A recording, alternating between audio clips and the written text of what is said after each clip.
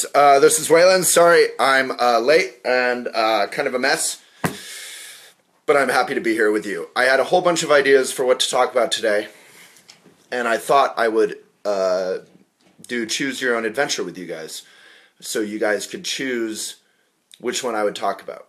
But I had to pick something for the title, so I picked What to Look For in a Lover, which sounds like a very 70s kind of, sounds like a late 70s movie about, you know, whatever. I don't know what I'm talking about. I can't remember his name. Some actor. He was in the movie 10. He was in every, like, 70s rom-com. So, anyway, I hope you're all very well. And I thought I could talk about what to look for in a lover. I thought I could talk about, if you don't know what to do with your life, what to look for in terms of a career.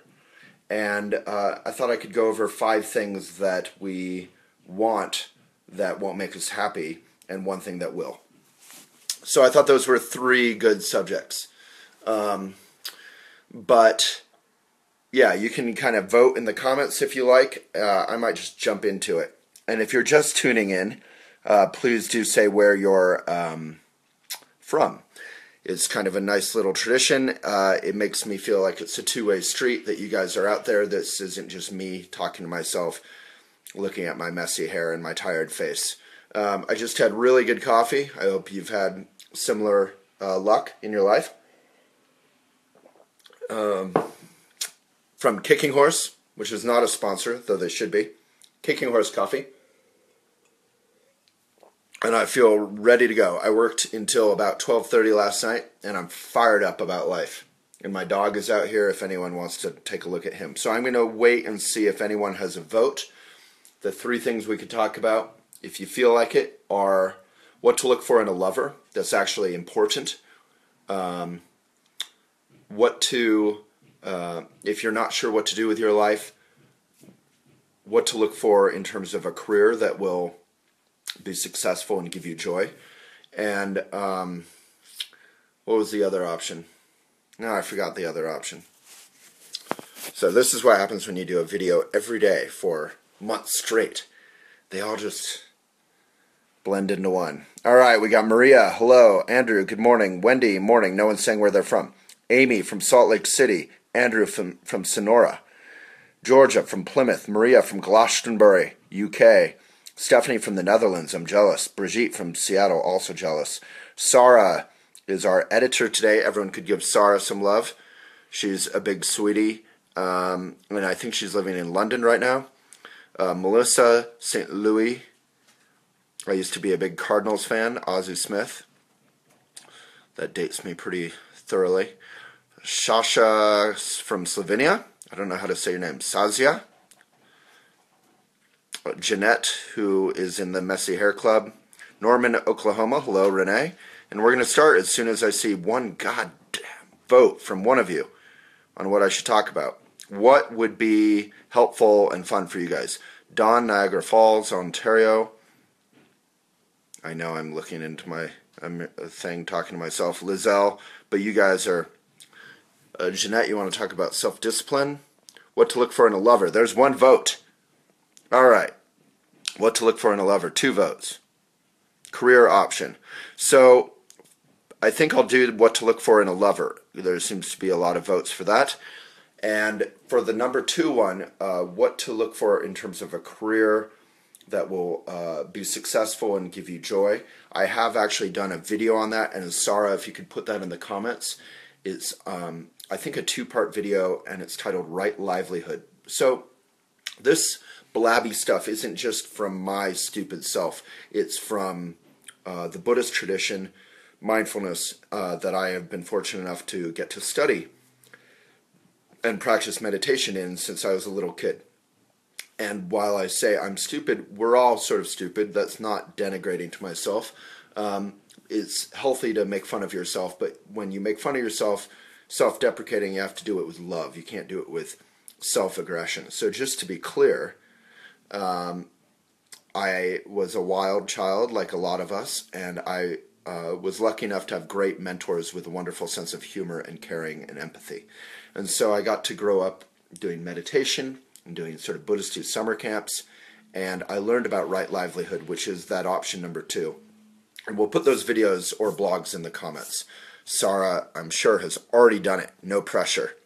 Take your time. Just make sure to hurry up. Ildi from Budapest.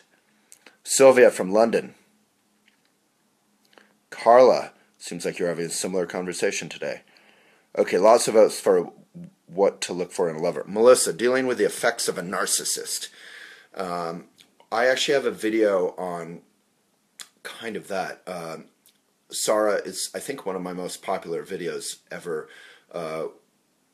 How to identify a narcissist and what to look for in a mindful relationship. It's something like that, Sarah. If you go to youtube.com/elephantjournal, any of you, Melissa, and you select videos by most popular, it's one of the top ones about narcissism. But basically, before I jump into what to look for in a lover, narcissism has become this sort of media hip term. We all talk about it now. But we're all narcissistic, a little bit. Some of us might be narcissistic close to 100%, and that's when it becomes kind of dangerous and unhealthy for ourselves and others. But narcissism is part of life. We all have ego, and we all have to work with that through meditation, through empathy. Empathy is the great destroyer, or healer, I should say, of ego. So,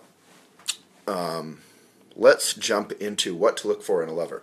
So, I was thinking about this subject this morning because I did wake up,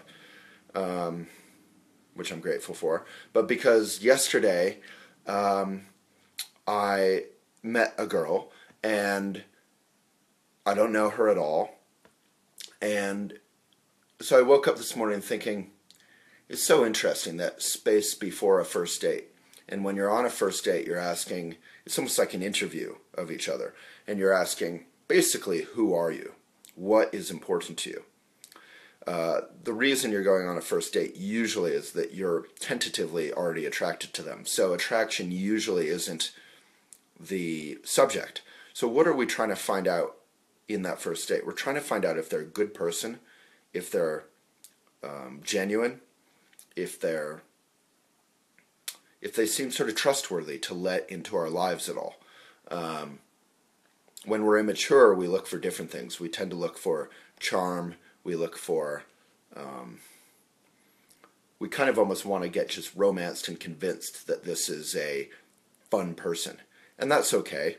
That's a little bit natural. When you're younger, you're not really looking for anything serious, particularly, although sometimes you are. Young people fall in love. I know I did when I was 15 or 16, and now when I look back at that, you kind of wonder, like, what were you looking for? When you're 15 and you fall in love, what do you think is going to happen? I mean, I understand that traditionally you might get married and have 5 children by the time you're 23. I remember in Jane Austen novels, like the old maids, the women who are barely worthy of getting married anymore, worthy in quotes, are like 23. They're considered old. But, you know, these days, we can wait, and we generally do wait a little bit longer, which is nice because then we can kind of grow up on our own and with our friends and with various lovers and try on different relationships and see what works and see what doesn't. And that's, I think, wonderful because obviously marriage is a huge, vast challenge. And I wrote a book about this kind of relationships from a mindful point of view. Some of you know it. It's called Things I Would Like to Do With You. And we could put the link in comments. But so, thinking about this girl, and it has nothing to do with her, because I don't know her yet. But it's an interesting moment to think, okay, so I'm attracted, maybe you're attracted, but what's actually important to me? What do I want to know from you? And I think what really came to mind were a couple different things. Some of them really banal, grounded, specific, and some of them sort of huge and vast and kind of philosophical almost. So the banal one was, I've dated some people, or tried to, who tried to, meaning like we went on a few dates and it just didn't seem like a fit, who, while they're beautiful or stylish or fun or interesting and intelligent, they have a lot going on. Their priorities in life seem to be to party, and often partying involves drugs. And for me, call me old-fashioned, that is fine if it's someone else. It's not really a good fit for me. I like to have fun, sometimes really good at it, but number one, I want to be with someone who takes care of themselves. You know, if they practice a little yoga, if they hike, if they enjoy the outdoors, if they can breathe through stress, if they can kind of take care of themselves. So that's a blog called Maitri, and Maitri is how you take care of yourself. So if you've been going through rough times with a narcissist, if you've been not being a good friend to yourself, read this blog called Maitri, and it's one of the best blogs on Elephant, I think. It's not even a great blog, it's just one of the best subjects that we've ever touched on. And it really helped me when I was younger, the notion of Maitri, which is loving kindness for oneself. And that naturally then extends to others. There's quotes that aren't Buddhist at all that are touching on this truth, which is universal, which is you can't love someone until you've learned to love yourself. If you agree with that, let's play a little game. Please give it a like or a weird emoticon. It really helps the video get bigger and beyond the choir. If we're the choir, we're talking to each other. We're all on hopefully something of the same page, although we can disagree respectfully. It's helpful to get these videos out beyond to the masses, those who maybe don't know they give a care about a mindful relationship or haven't had any of this kind of mindful perspective particularly. So thank you so much, people. I'm seeing 1 million likes. So it helps if you actually like the video, not just in the comments, but I'll take either. Alrighty, so once we make friends with ourselves, then we're ready to love someone else. So I'm ready to love someone. And what I look for, number one, is someone who their priority isn't, sorry, I just cut off. Their priority isn't going crazy and having tons of drugs. You know, it's interesting. I'm about to go to a wedding this weekend, and I volunteered to be a designated driver. I like to drink my scotch. I like to drink, what else do I like to drink? Sake. I enjoy wine and beer, but they put me to sleep because I probably haven't slept enough in the last couple years, 10 years. But I volunteered to be a designated driver because I don't really care about drinking that much, and it's far away, and I feel like half the people are going to be leaving this wedding drunk and driving drunk, which isn't good because it's about 20 miles out of town. And my friend who is getting married said something really interesting to me. She said, "Oh, that's sweet of you, but don't worry about it. I want you to be able to drink and just let loose." And there's this culture that's reflected in that comment that to let loose we need to lubricate it with drugs or alcohol. I have a dear friend, Ryan Van Duzer, who did a video on this recently. He was a big drinker for many years. He's one of my best friends. I've seen him drink way too much, way too many times. And he stopped drinking, and he did a video about it. And the cool thing is he's still just as fun and wild and going out all the time with his friends. And you don't need to drink. I have another friend, David, who used to have an issue with alcohol, and he goes out and drinks cranberry juice. He's one of the funnest, coolest guys I know. And the ladies love him. So why do we think we need this stuff? So number one, I want to be with someone who takes care of themselves. I don't want this to be too serious and too much of a bummer. I'm totally all for people drinking, or, you know, if you have some kind of relationship to drugs that isn't bad for you, maybe that's okay. It's maybe just not totally my thing. The main point here is that they take care of themselves, and you know, but I don't want to be too uptight about it. We can have a sense of humor about what we care about. So if you have any comments, if you agree or disagree, go for it, and I'll respond to your comments. So that's a minor thing. It's sort of a banal thing. I want someone who enjoys taking care of themselves and also can have a fun time without feeling like they need to be something other than themselves. There's a little quote for you, Lindsay. Number 2, and here's the important kind of romantic one. A bee just flew into my room.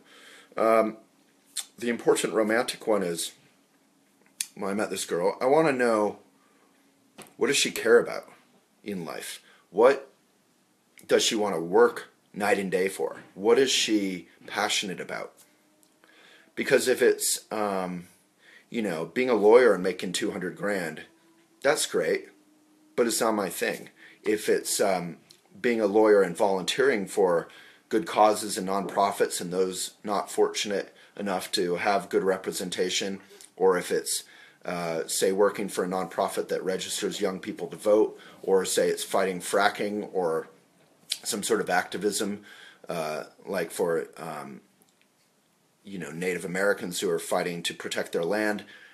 There's so many good issues. I was just reading on Facebook a heartbreaking story about a dog that was abused over in Nepal, I think, and it died of its injuries. It was a puppy. So there's, you can volunteer to rescue dogs. Like I rescued my dog. I'm no big volunteer about it, but I rescued Redford, who's strutting around back here. So there's limitless good causes. The world needs us. Trungpa Rinpoche, my parents' Buddhist teacher, would say that all the time. The world needs us to show up. The world is begging for us to show up and care. And that's the kind of woman or man, if you're looking for a man, that I personally find attractive. If I just meet a cute girl and she, likes to party and do a lot of drugs, and if we want, we could get into where the drugs are sourced too. I wrote an article about cocaine is probably one of the bloodiest drugs that causes the most suffering in every step of the way coming to us. Marijuana, if it's grown organically, which no one even thinks about, it's heavy pesticide use. Nothing wrong with that, right? As long as it is hopefully organic. That might sound like the hippiest comment ever, especially since we're coming to you live from Boulder, Colorado, land of legal pot. But I have no problem with all drugs. Again, we don't need to get Puritan and uptight about stuff. But if you can support, like with alcohol, if you can support a microbrewery that maybe is organic, like locally we have Asher. There's only one brewery out of, say, 1,000 breweries in Colorado that I know of that is organic. So care about where it's coming from. That's sort of a mindful thing, is to care about the effect that what we're doing is going to have on those who produced it. That is gratitude. I mean, save me your expressions of gratitude on Instagram, and instead be grateful for, be thoughtful for how things are coming to you and then what happens with them after. So please, if anyone wants to make a mindfulness practice of this, one way to do that is to never drink out of plastic-lined to-go cups. They're usually bleached, which is bad for our watershed. The plastic is toxic and petroleum, and it has chemicals in it which aren't good for you when you're drinking hot liquid out of it. And then the plastic goes away into a landfill or whatever, and it's not recyclable. It's just there forever. When your grandchildren have grandchildren that have grandchildren who have grandchildren, it'll still be sitting there. Is this video freezing? It seems to be to me. So, let's focus. Waylon, this video is freezing. Is this video freezing, anyone? I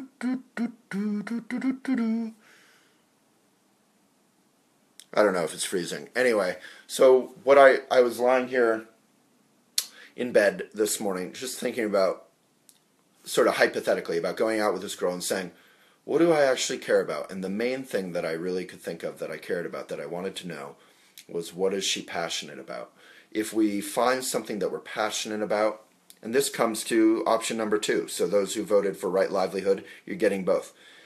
If you find something you're passionate about, that you're good at, that the world needs, that you can make a good living doing, that is right livelihood. That's like a Venn diagram. You have to kind of combine all of them. So if you can combine all of them, you're going to be good at it too. Like with my staff right now, we're we have a really difficult task of posting articles on Facebook and trying to get people to read. If people don't read Elephant, number one, our mission fails. Our mission to share the mindful life to the choir and beyond, to the core and beyond, fails. And number two, if no one reads Elephant, then we go out of business. We're not here for anyone. And so it's a hard task to try and get people to read stuff in a genuine way that is actually helpful. We'll put up articles about climate change and no one reads it. We'll put up an article about relationships and everyone reads it. It's kind of frustrating. So if you are actually, on that note, if you want to support Elephant's best quality stuff, please get our online magazine, elephantjournal.com/best, and it's free. Alrighty. Renee, yeah, so that's a great comment. Don't overthink it, you'll feel it. I have to kind of disagree with that. I've felt all kinds of things my entire life. It's easy to feel like you're in love. It's easy to feel infatuation. It's easy to feel connection. It's easy to feel attraction. But it's actually really important to take a step back and say, okay, I'm feeling it, but is there something worthwhile here? Maybe this is an old person's conversation, but I'm looking for a meaningful relationship, not just, right? I'm looking for a best friendship with a sprinkle of attraction. Obviously, in my book Things, I share that quote that love is friendship set on fire. So yeah, there is some quality that it's like the autumn leaves. They're bright and they're beautiful and they're temporary, and that's the passion, which hopefully can continue until your ripe old age. But the best friendship, if you can marry your best friend, that is, in the immortal words of Larry David, pretty good. Alrighty, so I'm going to go through some comments, and then we'll meditate, and then we'll get GTFO. Alright, if you have comments or questions, hit me gently. Don't hit me at all. Just share them. I don't like getting hit. Alright, Plymouth, Massachusetts. Sarah is our editor on duty. Hello from Penticton in the Okanagan, from Lita Rose, Cedar. That's the most like Pacific Northwest sounding thing I've ever heard. I don't know where that is though. Alright, this video is hugely popular. Let's go through some comments. Facebook puts a big number on the screen that shows me how, if people are enjoying it or not. I feel very judged. Alright, Ligo from Taiwan. My first time to join this. Hello, Ligo from Taiwan. My bike was made in Taiwan. It's a Colorado company that makes its bikes in Taiwan. Alright, Jeanette. I just let go of an awesome guy in his own right, but he doesn't have the same passions. I want to do things for mankind, and I'm not interested in fame or gossip. So I need someone who can support my passions. Oddly enough, tons of people love me, but I'm not making money or exercising enough self-discipline to honor my life's path. So frustrating. There's a lot in there, but I mean, it sounds pretty good that you're kind of prioritizing being with someone who will help you find your path. I remember I was dating a lady named Rose. I was going to say a young lady named Rose, but she was 3.5 years older than me. And she really encouraged me back in the day to... So I was this big environmentalist, but I was kind of like a closet environmentalist because it's sort of annoying to be an environmentalist, and people are like, what are you talking about? You're always thinking about everything. I remember yesterday, one of my colleagues named Bess was like, oh my God, Waylon, you're going to love this sponsor. They have this like heat fan that's like natural, and it's like a indoor heater for the winter that's powered by tea lights. And I was like, tea lights? I was like, what are tea lights made out of? They're made out of petroleum. They're made out of oil. That's not eco. And plus, what happens when you burn it? That's super toxic. Did you know that the most toxic row in any department store or Marshall's or Walmart or whatever is the row with the candles? Even before they're lit, they're crazy toxic. So those smelly candles are toxic. And she looked at me like, oh my God, Waylon, like I can never do any right by you, which is true, because when you start caring about everything environmentally, two things happen. One, you become super annoying, and two, you start looking at things responsibly. So like I'll show you here. Wow, this video is huge. So I have